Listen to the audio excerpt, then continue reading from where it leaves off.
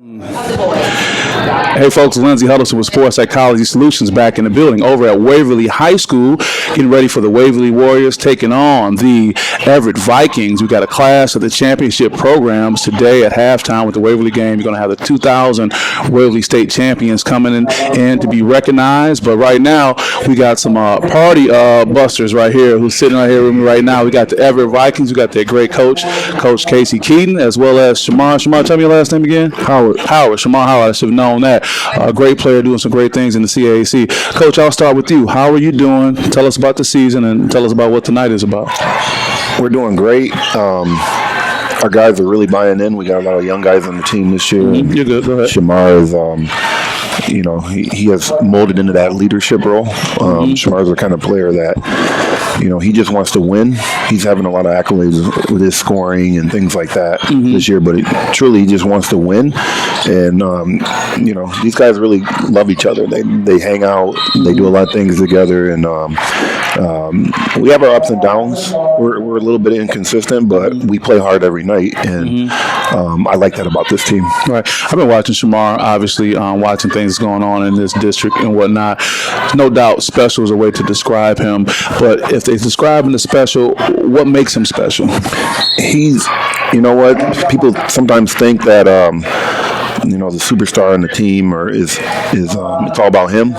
It's all about, I want the ball every time. I want to take every shot. And if it's not, that's going to be a problem for him. It's not. I've been coaching Shamar. This is my third year coaching him, and he's one of the most coachable kids. One of the most coachable kids I've ever had. To be honest, like I said, he could score 4 points tonight. If we win by 10. He's happy. Yeah, it's unique because I understand, Shamar is a prolific scorer, good for you, but you have no problem giving the ball up. So that's kind of a balance when you have a unique balance when you have somebody who can score a lot but still is very unselfish with the ball. Yeah, that helps us, especially with the younger kids. Shamar knows, I tell him in practice all the time, stop watching Shamar. If you want to watch him, pay $5. Step in the crowd. He wants to play with you. You got to cut off the ball. You got to play with him. He's not going to get mad at you if you mess up. We want to win, but he can't do it by himself. Yeah, it's the key thing you said, and we'll come back to that part when you talk about messing up. Shamar, you got your coach saying all these great things about you like you're not even sitting here, man. What you think about what your coach is saying about you right now? I appreciate it. Yeah, true words, huh? Yeah. So let's talk about you, and this is not about you being arrogant or cocky. We're just talking about what makes you a special player, you think? I can score, and I like to get my teammates involved. When you get your teammates involved, what excites you about that when you're able to get your teammates involved? Oh, to see them happy, and once they get happy, we start playing good together. Okay, I mean you're being real selfless. Coach, you said a comment a second ago when you talked about kids not wanting to make a mistake. And as I look at my work I do with sports psychology consulting, it leads me to not only the mental toughness discussion, like we talked about a second ago offline, but the mental health piece. When you talk about kids so worried about making a mistake, talk about how important that is and how it's okay to make a mistake if you're out here playing. And why do you think kids are more apt to be concerned about making a mistake now than years ago when we were playing? The biggest thing is social media. Yeah, okay. Everything is magnetized 1,000% now. We didn't have, when I was growing up, we didn't have no cell phone. Yeah. We didn't have constantly people saying, oh, look what happened to you, or look what happened to you in school today. So when we were at home, it was like we can shut all that off. Right. But now kids are on all the time. Right. And I think they, we had our struggles when we were in school. We wanted to be liked. We wanted to be one of the popular kids, but we didn't have it in our face 24 hours a day, 7 days a week. So we could shut it off when we went home. I think that's a big thing. I was talking to my sister about 5 years ago, and I said one of the main things that's going to hurt our youth is technology and cell phones. And I just sensed that when it was coming because of me coming from an era where we just didn't have all those pressures as much. We had them, but we didn't have to deal with them 24 hours a day. You're right, because it's funny you say that we can shut it off. For us, we hope we made the box score, and we didn't see that until the next day. We looked in the paper, and there was a little stat line. For you got people like Reggie Austin out there, shout out to Workout Reg, doing the video, so when the game is over, by the time you get home 1, 2 o'clock in the morning, you got a little video, right? Yeah. This is all you've known because this is your generation, Shamar, but what is it like to, have a great game and go home and there's going to be a post and you're going to have tremendous amount of likes, hundreds and hundreds of likes, and people following you. Just tell me what that feels like. It feels amazing that people like seeing how I play and stuff.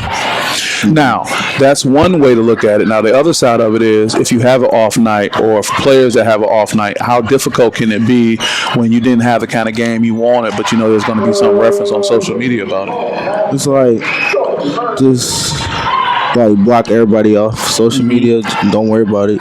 And do it like that. That's good. You know, I want to talk about an event that's coming up on March the 5th. The American Foundation for Suicide Prevention, which my organization, SPS, is sponsoring with, is having a mental health Capitol Day, Coach. And on that Thursday, we're going to be at the Capitol, and we're going to be reaching out to all the CAA schools as well. We'll be following up with you guys, with Lansing Public Schools, as well as Waverly being involved, just to go up there and have young people talk to legislators about issues as it relates to mental health. Because like you and I said, growing up, if we had the issues, it wasn't like it is, as you say, just so large in our face right now. And there's another resource I want to put out there, because I think because Shamar is on this video and we put it on YouTube, and if it goes on Twitter, he's going to have a natural following.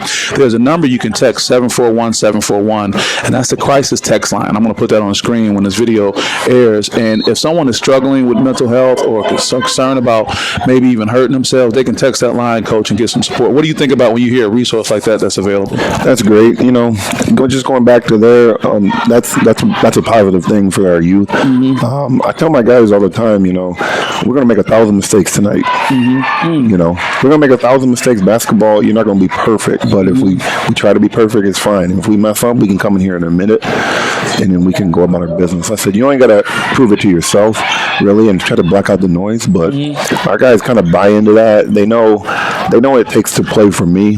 I mean, I'm hard on my guys. I've been in your practices, I know. I'm hard on them. I'm hard on them, but at the same time, I don't have a problem with giving them praise. But I'm not going to give them praise unless they earn that praise. Sure. So they know when they get it, it's real and authentic. It's real. It's real. And I just want them to be, I'm trying to develop young men, not just, you know, it's as important to me to see like a Shamar be successful in life 10 years from now than win a basketball game tonight or a Friday night or a Tuesday night. I want to be able to see them productive members in the community. That's as important to me. When I got this job, that's kind of one of the things I said. It was, I do care about these kids. I'm a product of the Lansing School District. I was in some of their shoes. I ran the same streets. And that's why I keep coming back here to coach, because I do care about them. I think what you're saying, Coach, is something significant, not just with your DNA, because I'm listening to everything you're saying. I don't care if they're making 1,000 mistakes, or not that you want that, but you're not caught up on that. You can really empathize with them in that regard. But then you talk about being relatable. A lot of coaches don't look at it like that, you know, and I think that's important. Shamar, when you hear your coach talk like that, you know, not worried about your mistakes, but just really wanting the effort, being in your shoes, having grew up in this community, things like that, how does that make you feel as a member of the team and a leader on the team? It makes me feel good. It's like, it makes me feel like he care about me, like, other than sports. That's wonderful. That's wonderful. That's a great thing. Well, we won't keep you guys. I know you guys are getting ready for the game, but we want to keep these follow-up coaches. Always great to have you on. Again, we're talking about some things we want to do, not just with basketball, to your point, building these young men and young women. And the American Foundation for Suicide Prevention is going to be a great resource with the Seize the Awkward campaign. That's a hashtag campaign, Coach, on social media, that we're really just trying to have people to have that awkward conversation and be okay with that when you start talking about your mental health. Last thing, I want to get your opinion on it, and then Shamar, I'll let you wrap up too. Just recently, the NBA Tribune put out an article about Ben Gordon, the basketball player, and if you haven't seen it yet, some you want to check out, and it got some amazing responses. I don't know if you remember, maybe a few years ago, maybe more, you were kind of hearing things about Ben Gordon, about like little incidents he was having, like what's going on, he was out of league. Well, Ben Gordon was struggling with mental health in a very significant way, almost to the point where he was extremely suicidal and things like that. He's worked his way back and he's able to talk about it.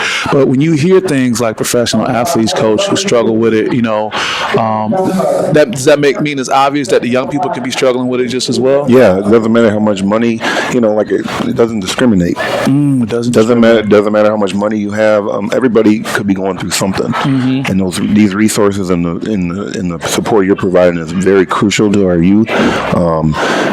Because you never know who's going through something. Yeah. I could be going through something right now, and we just don't. You know, a lot of times we mask our problems, and you know, whether it's we're trying to be macho or I'm a male or Shamar, there's nothing wrong with me, but it's definitely real. Yeah. And like I said, it doesn't, just because you have $1 million doesn't mean you're not struggling with something. No, and I think when those NBA players came out, like DeMar DeRozan, Kevin Love, that really helped.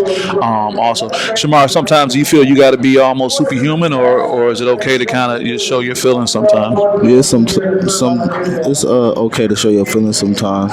Yeah, and deal with that. So as we wrap up, last thing, Coach, we got the recognition of the 2000 state championship, Waverly boys, and you come from a championship program over there at Everett as well, and what you guys have accomplished too. So what does it mean, them having that celebration to you right now? It's great.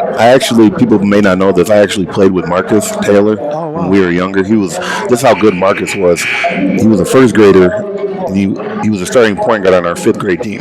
What? Yeah, my dad knew his dad really well. I played with him probably 2 or 3 years. Get out of here. And so I know him. So I'm gonna celebrate it with them because Sure. I know a lot of the guys like Melvin White and some of the other guys on the team that I just are acquaintances with. Sure. So it's gonna be great. However,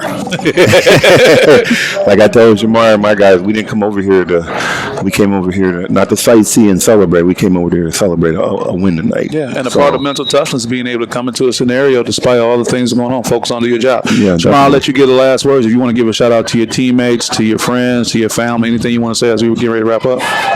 Shout out to my teammates. We finna get this dub tonight. Okay, that's it. We got Coach Casey Keyton doing great things at Everett. Shamar Howard, great young man, great leader, and great basketball player as well. I appreciate you guys. Keep supporting SPS, and we see you guys in the future. Take care. That's right, folks. Lindsey Huddleston with SPS back in the building on Southwest Side Detroit. How do you hit a free throw? How do you finish strong? That's important. But the other part of the spectrum is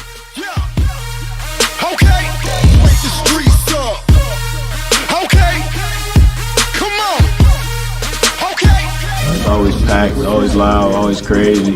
So it's a tough place to play in. You gotta go in there with a mind. So I'll be in there tomorrow. That's really my motivation. Is I want to be like Gabe Brown. Gabe Brown shoots like